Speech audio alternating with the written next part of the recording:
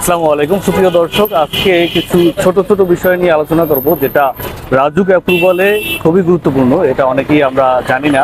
যখন আমরা একটা প্লট নেব অবশ্যই খেয়াল রাখবো সে জায়গার সামনে বা রোডটা আছে সে রোডের ওয়াইডটা কতটুকু সাইজের আছে। অবশ্যই এই রাস্তার ওয়াইডের উপরে নির্ভর করবে আপনি কততলা ভবন পাচ্ছেন, সেই ব্যাপারটা মাথায় রেখে আপনি একটা জায়গা নেবেন অবশ্যই।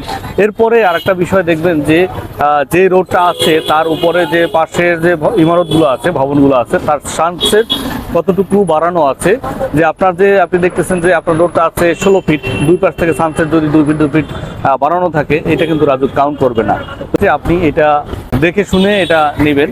তো আপনি কি হবে, আপনার নিচ থেকে ওপেন টু স্কাই একবারে যদি আপনার 16 ফিট থাকে, হ্যাঁ, নিচ থেকে উপর পর্যন্ত 16 ফিটই থাকবে। আর যদি 20 ফিট থাকে 20 ফিটই থাকবে। তো আপনার যদি এভাবে রোড থাকে সেক্ষেত্রে রোডের ক্ষেত্রে আপনি একটা প্রণোদনা পাবেন, তার অনুমোদনের ক্ষেত্রে কোনো সমস্যা হবে না।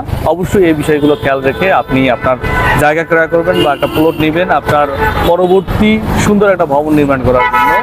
কোনো তথ্য জানতে আমাদের সাথে যোগাযোগ করবেন। আমাদের অফিসের ঠিকানা ডিসক্রিপশন বক্সে দেওয়া থাকবে অথবা আমাদের ফোন নাম্বার দেওয়া থাকবে স্ক্রিনে, এখান থেকে নিয়ে আমাদের সাথে যোগাযোগ করতে পারবেন। ভালো থাকবেন, সুস্থ থাকবেন, আল্লাহ হাফেজ।